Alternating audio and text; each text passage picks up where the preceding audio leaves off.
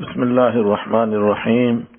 اللهم صل على محمد وعلى آل محمد كما صليت على إبراهيم وعلى آل إبراهيم إنك حميد مجيد. اللهم بارك على محمد وعلى آل محمد كما باركت على إبراهيم وعلى آل إبراهيم إنك حميد مجيد. رب اشرح لي صدري ويسر لي أمري واحلل عقدة من لساني يفقهوا قولي. رب زدني علما رب زدني علما رب زدنی علما. حضرات سامعین کرام، حضرت رسول اکرم صلی اللہ علیہ وسلم کی سیرت طیبہ کا سلسلہ وار پروگرام چل رہا ہے اور آپ 24 مجلسوں میں شریک ہو چکے.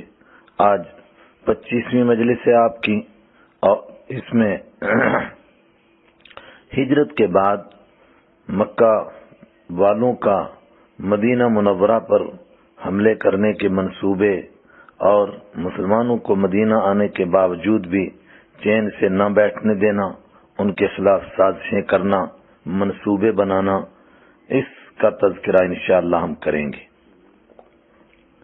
مکہ کے مشرک سردار ایمان والوں کے چلے جانے کے بعد بھی خوش نہیں تھے.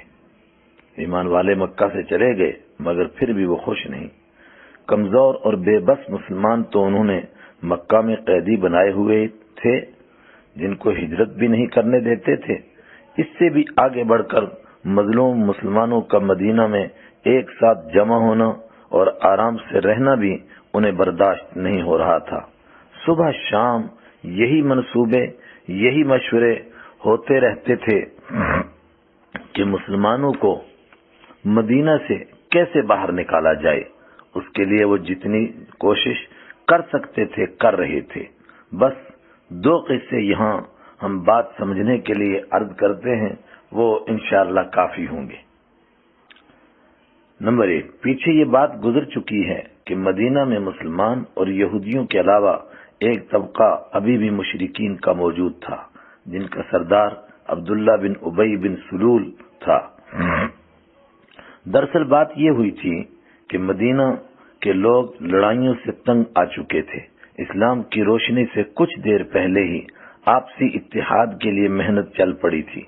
عبداللہ بن ابی کھاتے پیتے گھر کا آدمی تھا، چالاک اور ہوشیار بھی بہت تھا. اس وجہ سے مدینہ منورہ کے سارے مشرک لوگ اس بات پر متفق ہونے ہی والے تھے کہ مدینہ منورہ کے لوگوں کا ایک ہی سردار اور ایک ہی بادشاہ بن جائے. اس وقت اکثر لوگوں کی نظر اسی پر لگی ہوئی تھی. چونکہ یہ جنگ بعاث میں غیر جانبدار تھا، اس کے دل میں بھی خوشیاں انگڑائیاں لے رہی تھیں کہ اب میں بادشاہ بنوں گا. جنگ بعاث میں باقی سارے قبیلے شریک ہوئے مگر یہ نہیں شریک ہوا، غیر جانبدار رہا. تو سب سمجھتے تھے کہ یہی بادشاہ بن سکتا ہے. بلکہ کہنے والوں نے تو کہا اس کے لیے تاج بھی تیار ہو چکا تھا. لیکن جیسے ہی اسلام کا سورج روشن ہوا تو یہ سب ٹمٹماتے چراغ بجھ گئے. اکثر لوگ تو ایمان ہی لے آئے مگر وہ لوگ جن کو اس کے بادشاہ بننے پر اپنے وزیر وغیرہ بننے کے آثار نظر آ رہے تھے، وہ اسی عبداللہ بن ابی کے ساتھ چپکے رہے کہ ابھی بھی شاید کچھ نہ کچھ ہاتھ آ جائے. یہ بات مکہ کے مشرک سرداروں سے بھی پوشیدہ نہیں تھی. انہوں نے اس سے فائدہ اٹھاتے ہوئے عبداللہ بن ابی کو ایک دھمکی آمیز خط لکھا کہ تم نے ہمارے دشمنوں کو اپنے شہر میں پناہ دے رکھی ہے، اب یا تو تم خود ہی ان کو وہاں سے نکال دو ورنہ ہم مدینہ پر حملہ کریں گے. پھر تمہارے بوڑھے اور جوان قتل ہوں گے اور جو بچ جائیں گے ان کو قید کیا جائے گا اور تمہاری عورتوں کو باندیاں بنایا جائے گا. عبداللہ بن ابی نے اپنے ساتھیوں کو یہ خط دکھایا اور کمزور لوگوں کو ڈرا ڈرا کر یہ مشورہ بھی دینے لگا کہ ان پردیسیوں کو یہاں سے جلدی نکال دو. کچھ لوگ صلاح مشورہ کے لیے جمع بھی ہو گئے.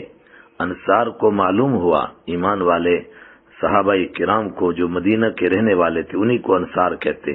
انصار کو معلوم ہوا تو انہوں نے اس بدبخت کا دماغ ٹھیک کرنے کا ارادہ کر لیا.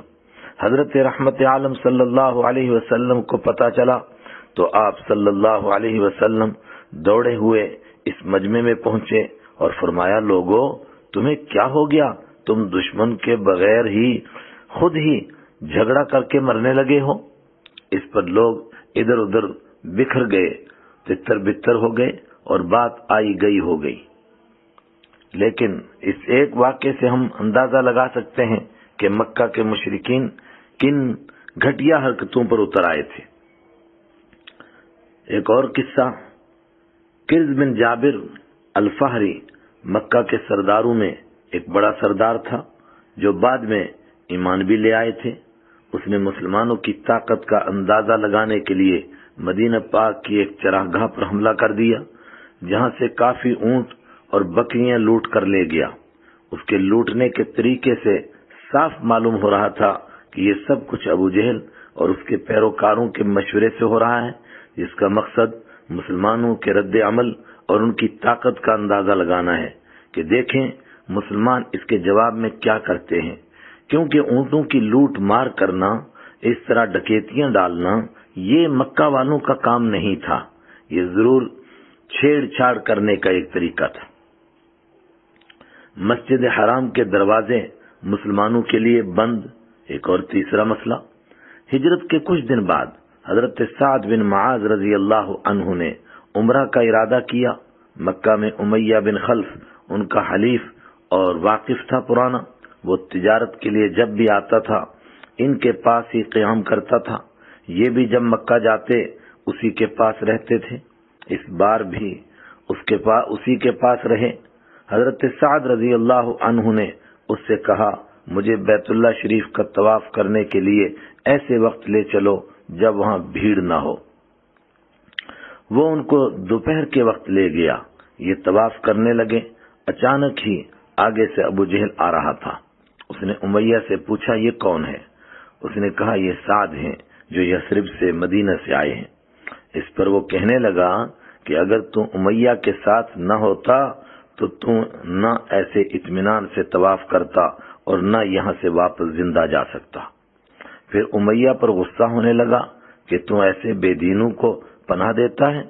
اس پر حضرت سعد رضی اللہ تعالیٰ عنہ بھی بآواز بلند فرمانے لگے، سن، خدا کی قسم، اگر تو مجھے طواف سے روکے گا تو میں تجھے مدینہ سے شام کے راستے پر روکوں گا۔ امیہ بن خلف گھبرا کر کہنے لگا، سعد، تم ابو الحکم یعنی ابو جہل سے اپنی آواز اونچی نہ کرو، یہ اس علاقے کا سردار ہے۔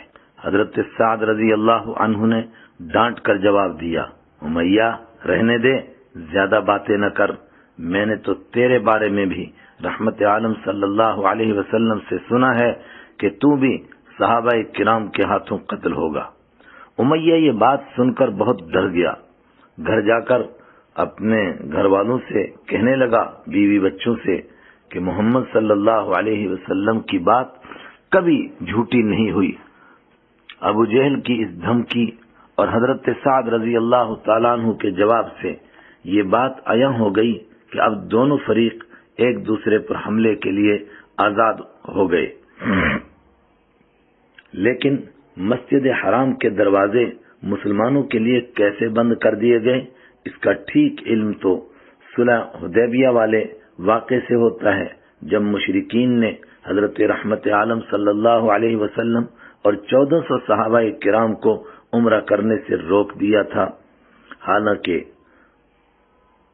خانہ کعبہ کا طواف کرنے، عمرہ کرنے اور حج کرنے سے وہ اپنے قانون کے مطابق اپنے سخت سے سخت دشمن کو بھی نہیں روک سکتے تھے۔ اسی کو قرآن پاک نے اس طرح بیان کیا، وَمَا لَهُمْ أَلَّا يُعَذِّبُهُمُ اللَّهُ وَهُمْ يَصُدُّونَ عَنِ الْمَسْجِدِ الْحَرَامِ وَمَا كَانُوا أَوْلِيَاءَهُ إِنْ أَوْلِيَاؤُهُ إِلَّا الْمُتَّقُونَ وَلَكِنَّ أَكْثَرَهُمْ لَا يَعْلَمُونَ۔ اور بھلا ان میں کیا خوبی ہے کہ اللہ ان کو عذاب نہ دے جبکہ وہ لوگوں کو مسجد حرام سے روکتے ہیں، حالانکہ وہ اس کے متولی نہیں ہیں۔ متقی لوگوں کے سوا کسی قسم کے لوگ اس کے متولی نہیں ہو سکتے، لیکن ان میں سے اکثر لوگ اس بات کو نہیں جانتے ہیں۔ سورہ انفال آیت 34، یعنی سورہ انفال غزوہ بدر کے بعد سن 2 ہجری میں نازل ہوئی۔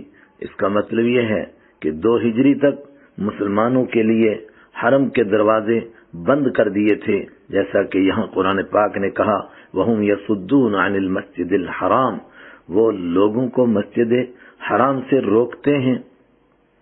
اور حضرت سعد رضی اللہ تعالیٰ عنہ اور ابو جہل کے آپس کے تو میں سے بھی بات واضح ہو گئی کہ آئندہ کے لیے دونوں فریق ایک دوسرے کے اعلانیہ دشمن ہو گئے اور دونوں ایک دوسرے پر حملہ کرنے کے لیے بالکل تیار ہو گئے اور کسی کو کسی پر کوئی بھروسہ نہیں رہا۔ ایسے حالات میں قرآن پاک نے ایمان والوں کو کیا حکم دیا؟ مشرک یہ سب کچھ کر رہے تھے، مکہ مکرمہ میں انہوں نے جو ادھم مچایا ہوا تھا وہ بھی آپ نے اس سے پیچھے سنا، یہاں تک کہ مسلمان وطن سے بے وطن کیے، جن کا پردیس میں بھی اطمینان سے رہنا ان کو برداشت نہیں ہو رہا تھا۔ دوسری طرف مکہ کی 13 سالہ زندگی میں مسلمانوں کو یہ حکم تھا کہ کوئی تم کو ستائے، زخم لگائے، زخموں میں نمک بھرے، گلیوں میں گھسیٹے، آگ کے انگاروں پر تپائے، بلکہ حضرت رحمت عالم صلی اللہ علیہ وسلم کے جسم مبارک پر گند ڈالے۔ بے رحمی اور بے حیائی سے حضرت سمیہ رضی اللہ تعالی عنہا جیسی مظلوم عورتوں کو سرے بازار قتل کر دے۔ تم نے کسی پر بھی ہاتھ نہیں اٹھانا، یہ مکہ میں حکم تھا، بلکہ صبر کے کند ہتھیاروں سے اس کا مقابلہ کرنا ہے، جس پر قرآن کریم نے ان الفاظ میں تبصرہ کیا أَلَمْ تَرَ إِلَى الَّذِينَ قِيلَ لَهُمْ كُفُّوا أَيْدِيَكُمْ وَأَقِيمُوا الصَّلَاةَ وَآتُوا الزَّكَاةَ، کیا تم نے ان لوگوں کو نہیں دیکھا جن سے مکی زندگی میں کہا جاتا تھا کہ تم اپنے ہاتھ روک کر رکھو اور نماز قائم کرتے رہو اور زکوٰۃ دیتے رہو؟ سورہ نساء آیت 70۔ ایمان والوں نے رحمت عالم صلی اللہ علیہ وسلم کے ساتھ ساتھ اس پر ایسا عمل کر کے دکھایا کہ دنیا اس کی کوئی مثال پیش نہیں کر سکتی کہ 13 سال تک مکہ میں مارے کھاتے رہے مگر کسی نے کوئی جوابی کارروائی نہیں کی۔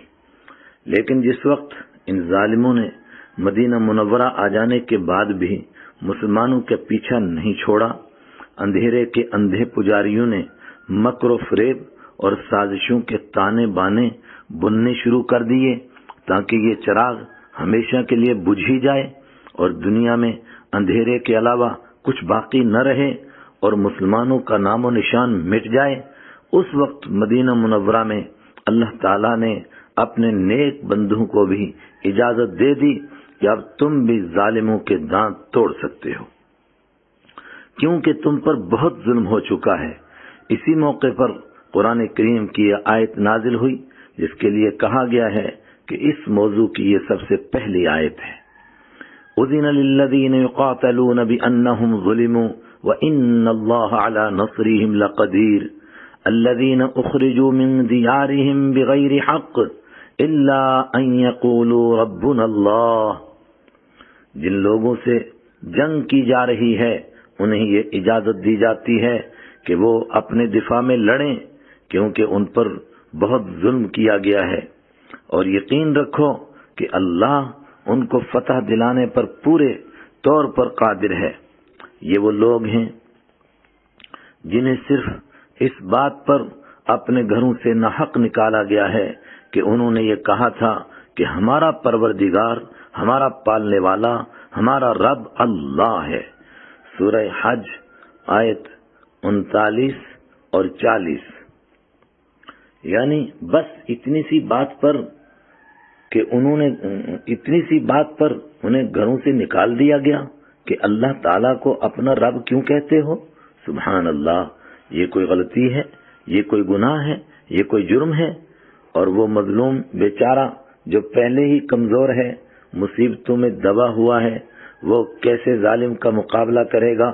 جواب دیا وہ اکیلا نہیں، اس کے ساتھ اس کا رب ہے اور وہ اس کی مدد کرنے کی پوری طاقت رکھتا ہے۔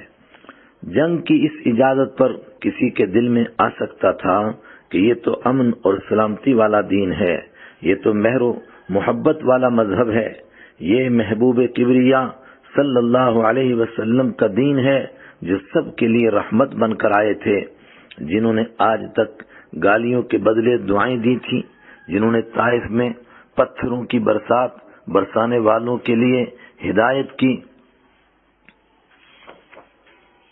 دعا کی تھی، پھر اس دین میں جنگ کی اجازت کیسے ہو سکتی ہے؟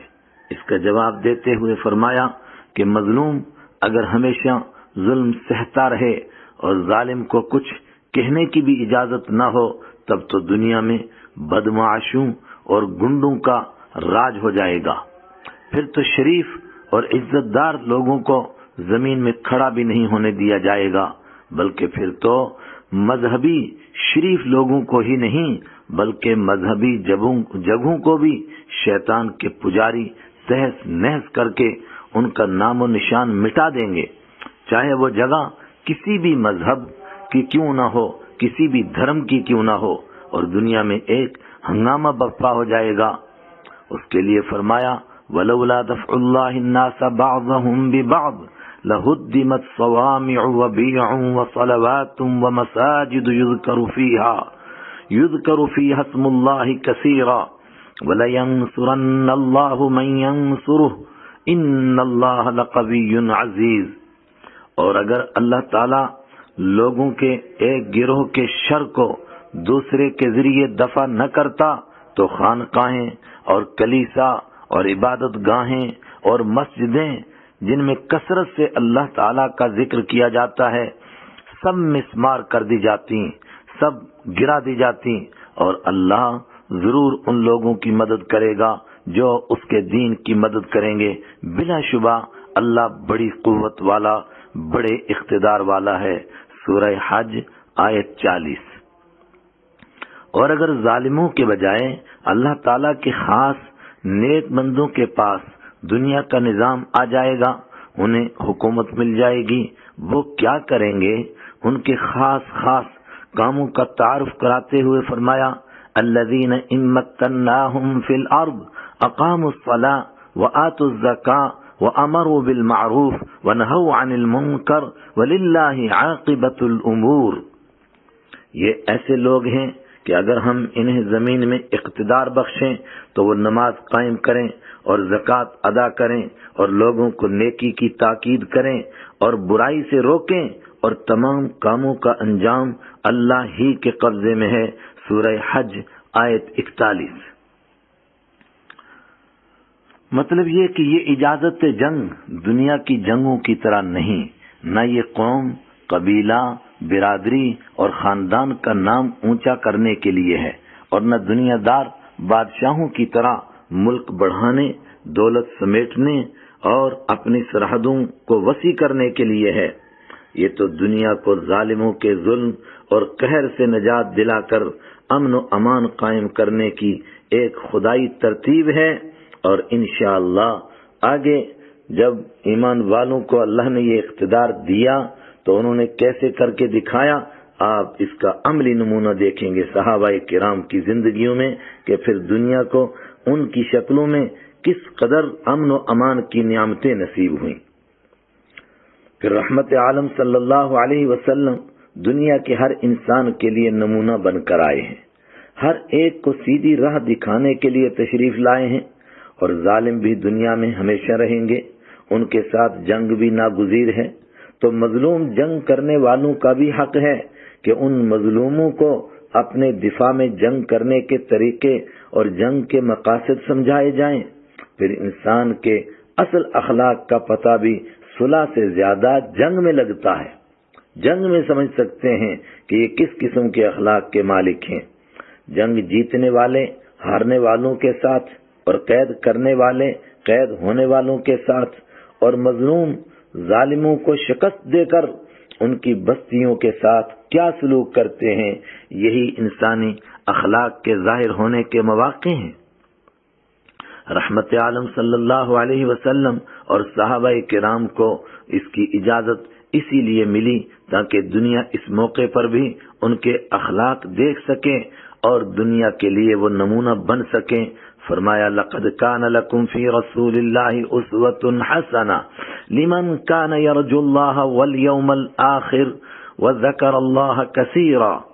حقیقت یہ ہے کہ تمہارے لیے رسول اللہ صلی اللہ علیہ وسلم کی ذات میں ایک بہترین نمونہ ہے ہر اس شخص کے لیے جو اللہ سے اور یوم آخرت سے امید رکھتا ہو اور کثرت سے اللہ تعالیٰ کا ذکر کرتا ہو. سورہ احزاب آیت 21. اور وہ یقیناً عالم کے لیے نمونہ بنے. لوگوں نے ایک نیا نظارہ کیا. جنگ کے میدان میں بھی بوڑھوں، بچوں، عورتوں اور مذہبی لوگوں کو پناہ ملتی ہوئی دیکھی. قیدیوں پر رحم و کرم ہوتے دیکھا، بلکہ قید کرنے والے زمین پر اور قید ہونے والوں کو چارپائیوں، پلنگوں اور مسہریوں پر سوتے ہوئے دیکھا. قید کرنے والے بھوکے رہ کر قید ہونے والوں کو پیٹ بھر کے کھلاتے ہوئے دیکھا. آپ بھی غزوہ بدر کے بیان میں اس کا نظارہ کریں گے. یہی وہ اخلاق تھے جن کی وجہ سے یقینی طور پر جنگ کے بعد جتنے لوگ ایمان لائے اتنے پہلے کبھی نہیں لائے تھے. قرآن کریم نے ان کے کردار کی یوں منظر کشی کی. وَيُطْعِمُونَ الطَّعَامَ عَلَى حُبِّهِ مِسْكِينًا وَيَتِيمًا وَأَسِيرًا إِنَّمَا نُطْعِمُكُمْ لِوَجْهِ اللَّهِ لَا نُرِيدُ مِنكُمْ جَزَاءً وَلَا شُكُورًا. اور وہ اللہ کی محبت کی خاطر مسکینوں، یتیموں اور قیدیوں کو کھانا کھلاتے ہیں اور ان سے کہتے ہیں کہ ہم تو تمہیں صرف اللہ کی خوشنودی حاصل کرنے کے لیے کھلاتے ہیں. ہم تم سے نہ کوئی بدلہ چاہتے ہیں اور نہ کوئی شکریہ چاہتے ہیں. اللہ اکبر. یعنی لا نرید منکم جزاء ولا شکورا. کتنے اونچے اخلاق کی بات ہے. سورہ دہر آیت 8 اور آیت 9. مشرک سرداروں کی سازشوں پر نظر اور ان کی طاق. جس طرح آج مخالفین پر تجارتی پابندیاں عائد کی جاتی ہیں اور وہ اس کو کسی بات پر مجبور کرنے کا ایک آلہ ہوتا ہے، اسی طرح اس وقت بھی کسی کو مجبور کرنے کے لیے اس کے تجارتی راستے بند کیے جانا اہم جنگی ہتھیار تھا. بلکہ مکہ والوں کی سرکشی کا سبب بھی ان کی تجارت تھی. اسی لیے آپ صلی اللہ علیہ وسلم نے بھی جوابی جنگ کی اجازت ملتے ہی ان کے تجارتی راستوں پر بندش کی اجازت مرحمت فرما دی صحابہ کرام کو. آگے اسی طرح کی کچھ کاروائیوں کا تذکرہ سنیے. جوابی جنگ کی اجازت ملتے ہی رحمت عالم صلی اللہ علیہ وسلم نے مکہ کے مشرک سرداروں کا مقابلہ کرنے کے لیے وہ ساری تدابیر اور طریقے اختیار فرمائے جو ایسے موقع پر دنیا کا کوئی بہت بڑا دانش مند، سپہ سالار اعظم اور بڑے سے بڑا جرنیل بھی اختیار نہیں کر سکتا ہے، نہ کسی کے دماغ میں آ سکتی ہیں. رحمت عالم صلی اللہ علیہ وسلم نے وہ کام کیے جو ساری دنیا کے دماغ میں آ ہی نہیں سکتے. سب سے پہلے جاسوسی کا نظام مضبوط کیا گیا. حالانکہ یہ سب کچھ وحی کے ذریعے بھی بتایا جا سکتا تھا اور بتایا جا بھی رہا تھا، لیکن اصل تو امت کو سکھانا تھا. چنانچہ جن جن راستوں سے قریشی سردار گزر کر تجارت کرتے تھے یا جن راستوں سے آ کر حملہ کر سکتے تھے، سب راستوں پر صحابہ کرام کو بٹھایا گیا جو لمحہ لمحہ کی خبر لاتے تھے. قرظ بن جابر فہری کے حملے کے علاوہ کوئی ایسا حملہ نہیں جس کی خبر پہلے نہ مل گئی ہو. رہی بات قرظ بن جابر فہری کی تو اس میں خدائی حکمت ہو سکتی ہے. دشمن کی چالوں اور سازشوں پر نظر رکھنے کے لیے ہی ہجرت سے 7 مہینے بعد رمضان المبارک سن 1 ہجری میں حضرت رحمت عالم صلی اللہ علیہ وسلم نے 30 مہاجروں کا ایک قافلہ حضرت حمزہ رضی اللہ تعالی عنہ کی سرداری میں سیف البحر نام کی جگہ کی طرف بھیجا. ادھر شام سے آتے ابو جہل کا 300 افراد پر مشتمل قافلہ گزر رہا تھا. حضرت حمزہ رضی اللہ عنہ نے اس کو روکنے کی کوشش کی، لیکن مجدی بن عمر نام کے اس علاقے کے ایک سردار نے بیچ بچاؤ کر کے دونوں کو ٹکرانے سے بچا لیا اور حضرت حمزہ رضی اللہ عنہ واپس تشریف لے آئے۔ اس کو سریہ سیف البحر کہا جاتا ہے۔ البدایہ والنہایہ جلد 3 صفحہ 272۔ یہاں یہ بات بھی یاد رہے، سریہ اس جنگ کو کہتے ہیں جس میں حضرت رحمت عالم صلی اللہ علیہ وسلم خود شامل نہ ہوں، اور غزوہ اس جنگ کو کہا جاتا ہے جس میں رحمت دو عالم صلی اللہ علیہ وسلم خود شریک ہوں۔ اسی طرح ہجرت سے 8ویں مہینے حضرت عبیدہ بن حارث رضی اللہ عنہ کو تقریباً 60 مہاجرین کا ایک قافلہ دے کر رابغ کی طرف بھیجا گیا۔ وہاں سے بھی قریشیوں کا 200 افراد پر مشتمل ایک قافلہ گزر رہا تھا، لیکن یہاں بھی جنگ کی نوبت نہیں آئی۔ صرف حضرت سعد بن ابی وقاص رضی اللہ عنہ نے ایک تیر چلایا، اور کہا جاتا ہے کہ یہ اسلام میں پہلا تیر ہے۔ یہاں 2 مسلمان حضرت مقداد بن عمر اور عتبہ بن غزوان رضی اللہ عنہما، جو قریشی قافلے کے ساتھ اسی لیے ہو گئے تھے کہ جہاں موقع ملے گا تو بھاگ کر مسلمانوں میں شامل ہو جائیں گے، یہ دونوں حضرات یہاں موقع ملتے ہی بھاگ کر مسلمانوں کے قافلے میں شامل ہو گئے۔ پھر سن 1 ہجری ذی قعدہ کے مہینے میں حضرت سعد بن ابی وقاص رضی اللہ تعالی عنہ کو تقریباً 20 یا بعض روایتوں کے مطابق 8 مہاجرین کے ساتھ جحفہ کی طرف روانہ فرمایا۔ یہاں سے بھی ایک قریشی قافلہ گزرنے والا تھا، لیکن وہ پہلے ہی نکل گیا، اور حضرت سعد رضی اللہ تعالی عنہ بغیر لڑائی کے ہی واپس آ گئے۔ ابن ہشام 693۔ پھر سن 2 ہجری صفر کے مہینے میں خود رحمت دو عالم صلی اللہ علیہ وسلم 60 صحابہ کرام کا ایک قافلہ لے کر ابوا تک تشریف لے گئے۔ یہاں سے بھی قریشی قافلہ پہلے ہی گزر گیا تھا، اس لیے یہاں بھی کوئی لڑائی جھگڑے کی بات پیش نہیں آئی۔ البتہ اس علاقے کے قبیلہ بنی حمزہ کے سردار مخشی بن عمر کے ساتھ صلح کا معاہدہ ہو گیا۔ یہ پہلا غزوہ تھا اور اس کو غزوہ ابوا کہا جاتا ہے۔ اسی طرح ربیع الاول سن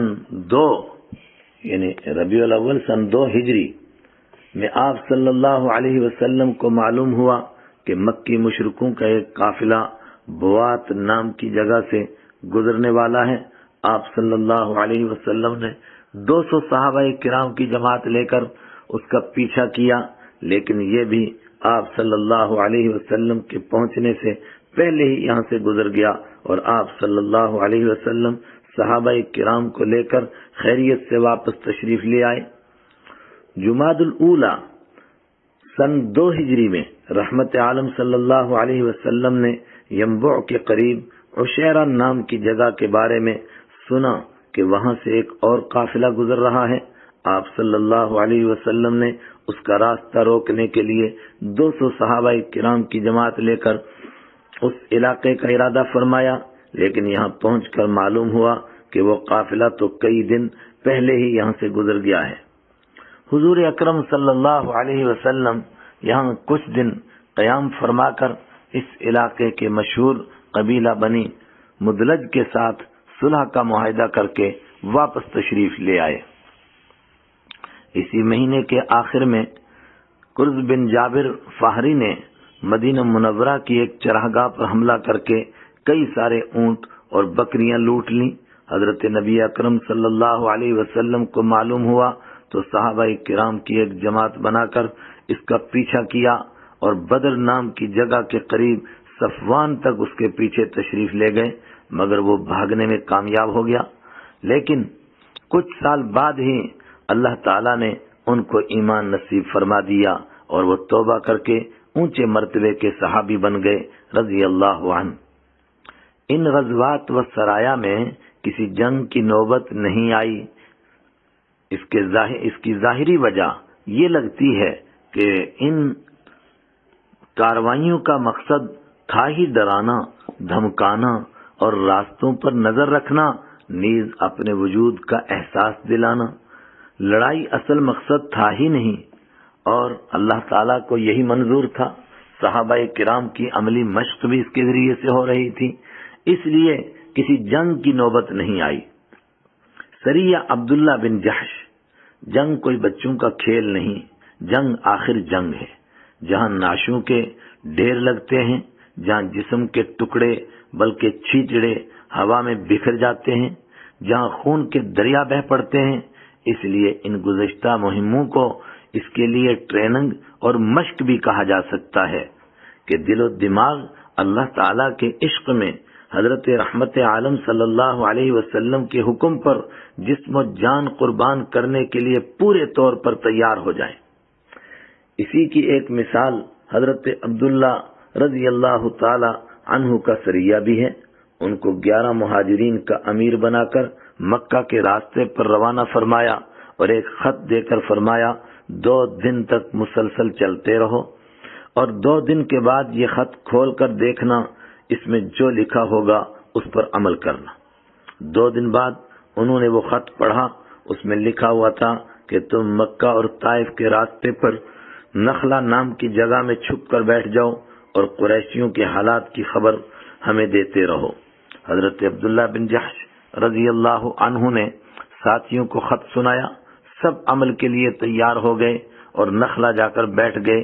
صرف حضرت سعد رضی اللہ تعالی عنہ اور حضرت عتبہ رضی اللہ تعالی عنہ جن کا اونٹ گم ہو گیا تھا اور یہ دونوں حضرات اس کو ڈھونڈنے نکلے تھے، پھر یہ خود بھی گم ہو گئے اور بعد میں سیدھا مدینہ منورہ ہی واپس آ گئے۔ ادھر نخلا میں عجیب معاملہ پیش آ گیا۔ مکی قریشیوں کا ایک چھوٹا سا قافلہ شام سے واپس آ رہا تھا۔ حضرت عبداللہ بن جحش اور ان کے ساتھیوں نے جب دشمن کو بالکل سامنے دیکھا تو انہیں برداشت نہیں ہوا، چنانچہ انہوں نے ایک تیر مارا جو قافلے کے سردار عمر بن عبداللہ حضرمی کو لگا اور وہ وہیں ڈھیر ہو گیا۔ دوسرے 2 آدمی انہوں نے باندھ لیے اور ایک آدمی سامان چھوڑ کر بھاگنے میں کامیاب ہو گیا۔ ظاہری طور پر یہ بڑی کامیابی تھی، لیکن اس میں 2 غلطیاں ہو گئیں۔ ایک تو حضرت رسول اکرم صلی اللہ علیہ وسلم نے صرف نظر رکھنے کے لیے فرمایا تھا، بغیر اجازت کے لڑائی کر لی، بڑی اہم بات تھی۔ دوسرے، سال میں جو 4 مہینے حرمت والے مہینے سمجھے جاتے تھے اور سیدنا ابراہیم علیہ السلام سے ہی ان مہینوں میں جنگ کرنی بہت بری بات سمجھی جاتی تھی، آج حرمت والے مہینے رجب کی 30 تاریخ تھی، جبکہ صحابہ کرام نے خیال کیا کہ شعبان کا اگلا چاند نظر آ گیا ہے اور آج شعبان کی 1 تاریخ ہے۔ اس طرح حرمت والے مہینے میں لڑائی ہو گئی۔ ابن ہشام جلد 2 صفحہ 182۔ یہ حضرات غنیمت لے کر مدینہ منورہ پہنچے، لیکن آپ صلی اللہ علیہ وسلم نے ناراضگی کا اظہار فرمایا۔ ادھر مکہ کے مشرک سرداروں کے دلوں میں ایک آگ بھڑک اٹھی اور ہر طرف خون کا بدلہ خون سے لینے کے نعرے لگنے شروع ہو گئے۔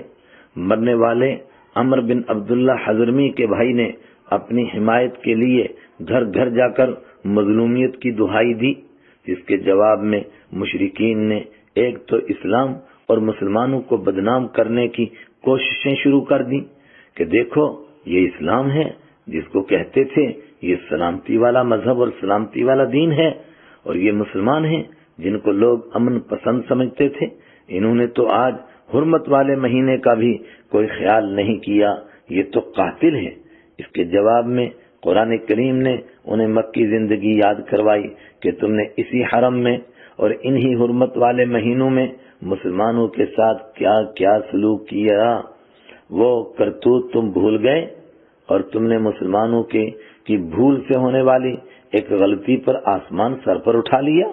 قرآن پاک نے اس کا جواب کس طرح دیا، دیکھیے، یسألونک عن الشہر الحرام قتال فیہ قل قتال فیہ کبیر وصد عن سبیل اللہ وکفر بہ والمسجد الحرام واخراج اہلہ منہ اکبر عند اللہ والفتنة اکبر من القتل ولا يزالون يقاتلونكم حتى يردوكم عن دينكم من استطاعوا ومن يرتد منكم عن دينه فيمت وهو كافر فأولئك حبطت أعمالهم في الدنيا والآخرة وَأُولَٰئِكَ أَصْحَابُ النَّارِ هُمْ فِيهَا خَالِدُونَ۔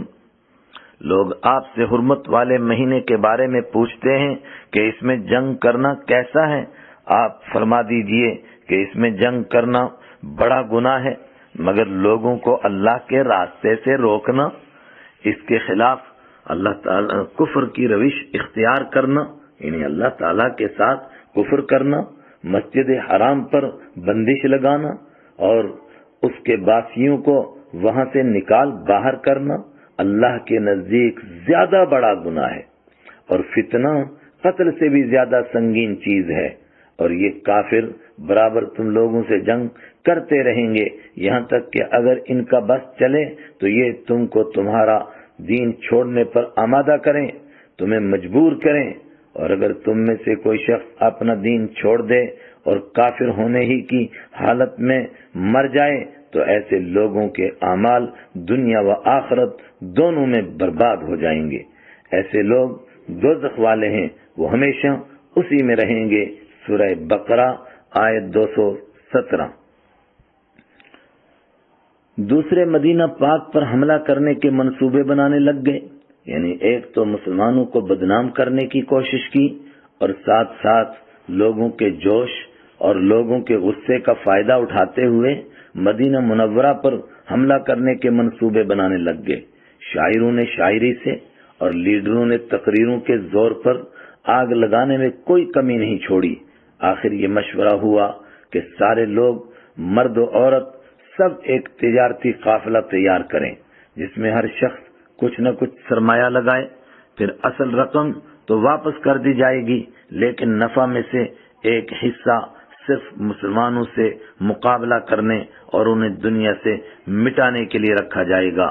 یہ قافلہ تیار ہو گیا جس میں بہت بڑا سرمایہ لگایا گیا، جس کا تخمینہ بعض حضرات نے 50,000 دینار کیا ہے، لیکن اس کی رکھوالی اور حفاظت کے لیے صرف 40 لوگ مقرر ہوئے، جن کا سردار ابو سفیان کو بنایا گیا۔ آج کی اس مجلس کا اسی پر اختتام کرتے ہیں۔